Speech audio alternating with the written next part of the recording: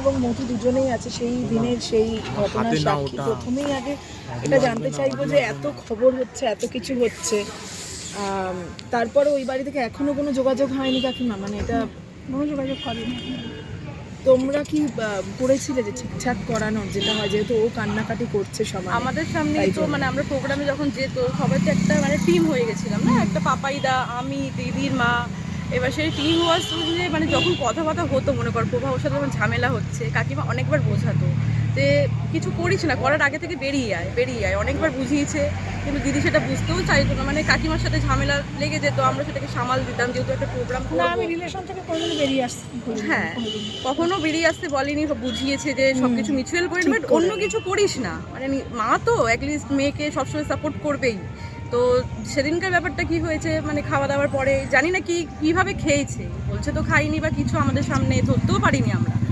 তো তারপরে যখন আমাকে সায়ক ফোন করলো যে দেখো তো সত্যিকারের মানে মেডিসিনটা খেয়েছে কিনা, তখন কাকিমা কোমরে প্রচুর পেন হচ্ছিল, পেনের জন্য মানে থাকতে পারে না উনি, মানে যেতেও পারে না। কখনো বলে যে প্রবাহকে নিয়ে যা, তখন বলে না প্রবাহ মানে গেলে পারে তোমার সাথে ঝামেলা হয় বা কিছুর জন্য, তখন বলে না তুমিই চলো।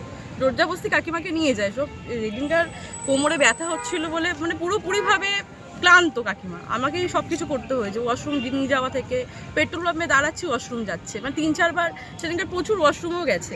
পকেটের মধ্যে কী আছে না আছে সেটাও আমি জানি না। এবার জানার পর কোলাঘাটে খাওয়া দাওয়া করার পরে আমি যখন বিল পেমেন্ট করি, আমি লাইভটা করতে এমনকি বারণ করেছি। কাকিমা আমি দুজন মিলেই বললাম রুমের মধ্যে যে লাইভটা অ্যাটলিস্ট করো না, তোমার সামনে অনেক শো আছে, এগুলো কিছু একটা হতে পারে। কিছু শুনলো না, আমি গুছিয়ে বলবো, আমার নিজের মতো নিজের মনের কষ্টটাকে বলবো। আমি কিসের কষ্ট, আমাদের তো বলছো, তুমি তোমার মাকে বলছো, আমাকে বলছো, সবাইকেই বলছো। তো এই নিয়ে বেরিয়ে গেল। আমরা কাকিমা আমি নিয়ে বেরোলাম, গাড়িটা আস্তে আস্তে বেরালো, পকেট থেকে বার করেও তখনও কিছু একটা খেলো আমার মনে হলো, বাট বলছে তখন মৌরি খাচ্ছি, আমাকে ডিনাই করে গেল, বলছে মৌরি খাচ্ছি, কিন্তু বাট আমি বুঝতে পারছি কিছু একটা খাচ্ছে, আমাকে ধমক দিল, মানে ও বকাঝকা করে মাঝে মাঝে। সেদিনকে আমাকে মানে একটু মিসবিহেভ করলো বলে আমি সরে গেলাম, গাড়িটা নিয়ে আমি আবার তুললাম, বললো আমি পান খাবো। আমি বললাম ঠিক আছে, আমরা দুজনেই ড্রাইভারের আমি পান নিতে বেরিয়ে গেলাম। তারপর হয়তো খেয়েছে নাকি বুঝতে পারছি না, মানে প্রচুরভাবে খেয়ে নিয়েছে জিনিসটা, মানে 78টা ট্যাবলেট খেয়েছে, মানে 4 পাতা। তো এইসব খাওয়ার পরে যখন কিছু চোখ খুলতে পারছে না বা যখন ওর সেন্সেই নেই, তখন আমাকে সায়ক ফোন করেছে। ফোন করে বলছে আগে তুমি ভেরিফাই করো যে কিছু খেয়েছে কিনা। আদৌ ও ফটো পাঠিয়েছিল অনেক সাইডকে। না, সায়ক মাঝে মাঝে ফোন করে, কাজের জন্য ফোন করে, কথা বলতে গিয়ে ফোন করে কথা বলতে গিয়ে সায়ক বুঝতে পেরেছে কিছু একটা হয়েছে, তখন তো ওকে বলে যে এবার আমাকে যখন বললো যে কোথায় আছো তোমরা, এই আছো তোমরা, তখন আবার টোলে জ্যামে ফেসে গেছি পুরোপুরিভাবে, কিচ্ছু করার নেই। আমি রাস্তায় নেবে গাড়ি সরিয়ে যে কোনো অবস্থাতে আমি বললাম সাহেবদা তুমি যেই নার্সিংহোমে তুমি কনসার্ন করেছো, তুমি আমাকে এক্সাক্ট ম্যাপটা পাঠাও। ওই ম্যাপ ধরে গিয়ে আমার দেখাচ্ছিল 30 মিনিট ডিস্টেন্স, যেভাবে ও 20 মিনিটে আমি ঢুকিয়ে দিয়েছি। 20 মিনিটে ঢুকিয়ে ডক্টরকে কথা বলাই ছিল, মানে অ্যাপয়েন্টমেন্ট নেওয়াই ছিল লিভার ওয়াশ করার জন্য। মানে ওকে ধরে নামানোও যাচ্ছে না, পুরো শরীরটাই পুরো ছেড়ে দিয়েছে। মানে এতগুলো মেডিসিনগুলো ঘুষে নেই। ওকে নিয়ে সব কিছু করার পর দেখলাম যে যেইভাবে প্রসেসিং ওরা শুরু করে সেরকম প্রচুর কষ্ট পেয়েছে। শারীরিক দিক থেকে বলো, মেন্টালি প্রিপেয়ার বলো, কিছু মানে এখনো কোনো দেখতে পাচ্ছি না যে। দিদির থেকে শুনছিলাম যে প্রভাও চাইতেন না মেয়ে আপনার সঙ্গে বা পরিবারের কারোর সঙ্গে যোগাযোগ রাখুন থেকেই, মানে বিয়ের আগে থেকেই, প্রথম থেকেই না, বিয়ের আগে থেকে না, তাহলে বিয়েটা হতো না। সেটাই, আমার মেয়েই ঘুরে বেড়াতো একদম, যে মায়ের সাথে রিলেশন লাগবে না বলে এত দূর মেয়ে স্টেপ নিয়েছে, মাকে ছাড়তে পারবে না বলে। কিন্তু বিয়ের আগে যদি এরকম কড়াকড়ি নিতে, আমার বিয়েটাই হতো না। আর মানে ও শ্বশুর বাড়ির এতজনকেও এত ভালোবাসতো, আমরা দেখেছি, আমরা ভিডিওতে যা দেখেছি।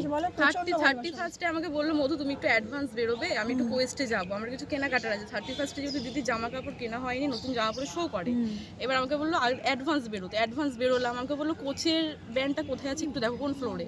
আমি বললাম গ্রাউন্ডে আছে। গিয়ে কোচের বেল্ট কিনলো 24,500 টাকা দিয়ে। আমাকে বললো প্রভাবর একটা না লাগবে, লাগেজ ব্যাগ লাগবে, তা কোনটা ভালো হবে। তো সামনে স্যামসোনাইট বলে একটা ব্যান্ড পেলাম, ওটাতে ঢুকলাম, ওটাতে ভিজিট করলাম। 19,000 টাকা দিয়ে ওই ব্যাগটা নিল, মানে কোনো মানে হয়। গিয়ে যখন গিফট সারপ্রাইজ করলো, হ্যাঁ যখন কাকিমা দিয়েছে ওটা, মানে তখন মুখটা পুরো মানে দেখলাম না যে ব্লগের মধ্যে কোনো রিয়াকশনটাও দেখতে পেলাম না যে কিরকম, মানে এত ভালোবাসে। কোনো কিছুতে সন্তুষ্ট হতো না, কোনো কিছুতে সন্তুষ্ট হতো না। প্রবাহকে আমরা দেখেছি খুব ভালো রাখতে চাইতো। প্রবাহ কি মানে এই যে ভিডিও করা এগুলো কোনো সমস্যা ছিল প্রবাহ, মানে কোনোদিন এরকম হচ্ছে? কারণ ভিডিও ব্লগ করে নিয়ে কোনোদিন কিছু বলে, মেন সমস্যা কাকিমাকে শোতে যেতে দেবে না, মানে কাকিমার কোনো যোগাযোগ কাকিমার সাথে কোনো থাকবে না। কেন মানে এই সূত্রপাতটা হলো কোথা থেকে? সেটা আমি জিজ্ঞেস করেছিলাম যে আমি কি করেছি, আমি এত তো ওদের কাছে কেন খারাপ হলো, কি করে সেটা প্রমাণ দাও তোমরা, আমার কি ফল্ট আছে তোমরা সেটা বলো।